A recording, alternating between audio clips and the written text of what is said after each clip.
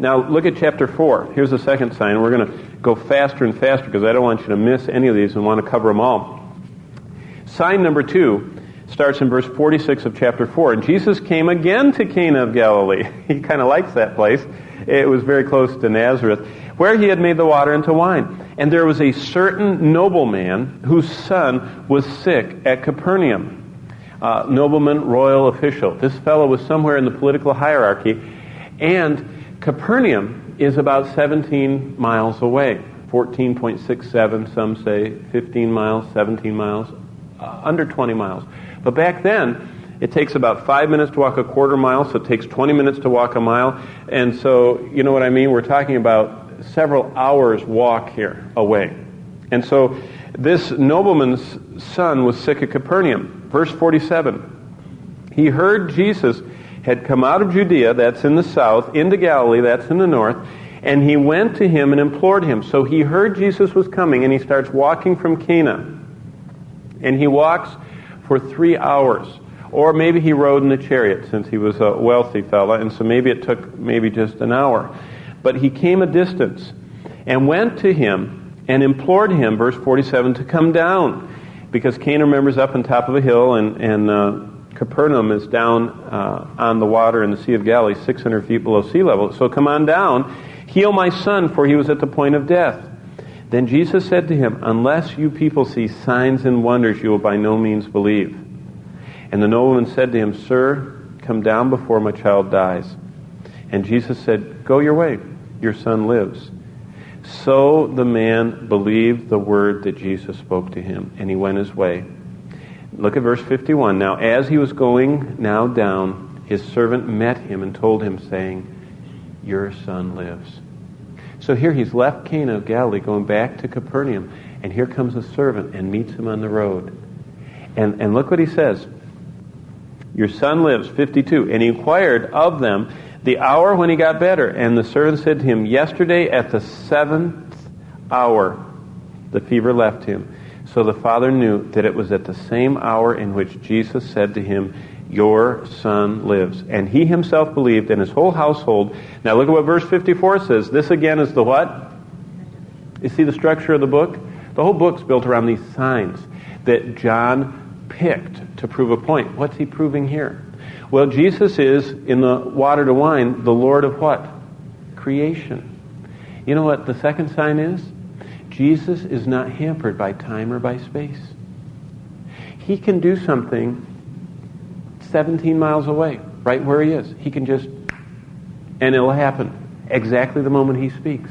He is not only the Lord of creation, he's the Lord of time and space. He operates within time and space, and he can do as he wills, when he wills, and he can do things at a distance.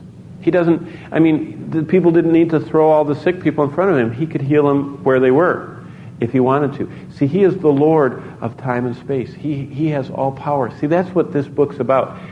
Believe that Jesus is divine. See, that's what the book's about.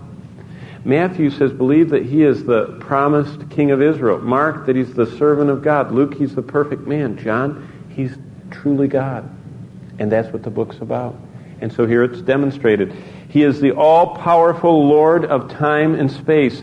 He can heal the nobleman's son 17 miles away. He has supernatural power. Supernatural. It transcends the natural realm. The ability to touch someone on the other side of a mountain and cause a disease to go the instant you say it will go away is supernatural power. You know, that gives us great comfort. Sunday morning we were talking about the touch of Jesus. You can't see him, but he can do that. He can touch our life. He has supernatural power to touch and transform our life as we obey him, yield to him, as we by faith ask him, and as we obey his word and yield to his spirit, he can transform us. Sign number 2. Sign number 3. Look at chapter 5. And this is the third sign, verses 1 through 15. And this is the withered man at Bethesda. And there was a feast of the Jews, and Jesus went up to Jerusalem. Remember, everywhere in Israel is up to Jerusalem. Jerusalem sits on a 3,000-foot high hill, and it was the spiritual center of the universe. And so every road led up to Jerusalem. So he went up to Jerusalem. And verse 2, now there is in Jerusalem by the sheep gate a pool, It was actually a reservoir. It's outside of the city wall, and it was a big area to hold water for all the rituals of the temple. It was built to hold the water, which is called in Hebrew Bethesda. And Bethesda, or Beth Zatha, which is literally the Hebrew word, means they had 5 porches. And basically it was a square, and there was a colonnaded porch all the way around. And when they excavated it, they found that it had 2 pools, and so there was kind of a dividing colonnade, and that's where they got the 5 porches. And people were under the pillars in the middle and on all the edges out of the sun and enjoying it. It was kind of like a big public pool. And so in these lay a great multitude of sick people, blind, lame, paralyzed, waiting for the moving of the water. And an angel went down at a certain time in the pool, stirred the water, and whoever stepped in first after the stirring of the water was made well of whatever disease he had. Now a certain man was there who had had an infirmity 38 years. And when Jesus saw him lying there and knew that he had already been there in that condition a long time, he said, "Do you want to be made well?" And the sick man says, "Sir, I have no one to put me into the pool when the water is stirred up. But while I'm coming, another comes down." And Jesus said, basically, you don't need all that. Don't you want something better? Look at this. Rise up, take your bed, and walk. And immediately the man was made well. And he took up his bed and walked. And that day was the Sabbath. And the Jews therefore said to him, "Who is it who was cured? It is the Sabbath. It's not lawful for you to carry your bed." And he answered them, "He who made me well said to me, 'Take up your bed and walk.' And they said, 'Who is the man who said to you, 'Take up your bed and walk'?"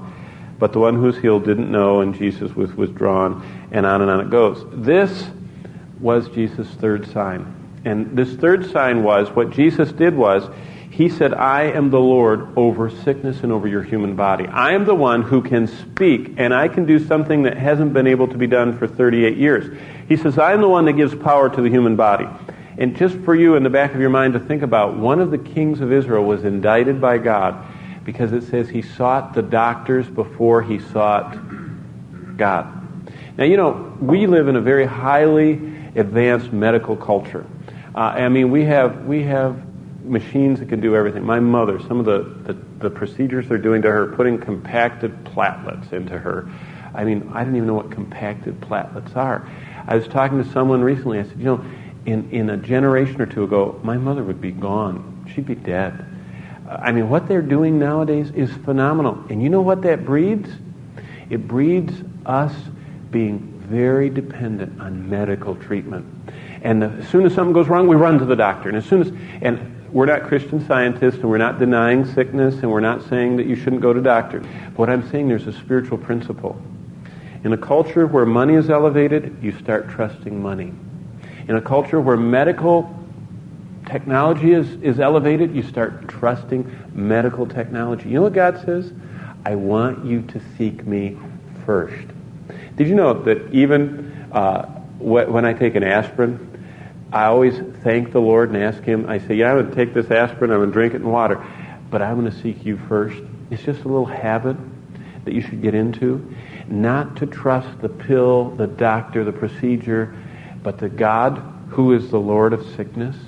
He is the one who can really heal our body. He is the one who can give wisdom to the doctors. He is the one who can raise us up. He can do the miracle. What a blessing to see sign number 3, the withered man at Bethesda. Jesus is the Lord over sickness.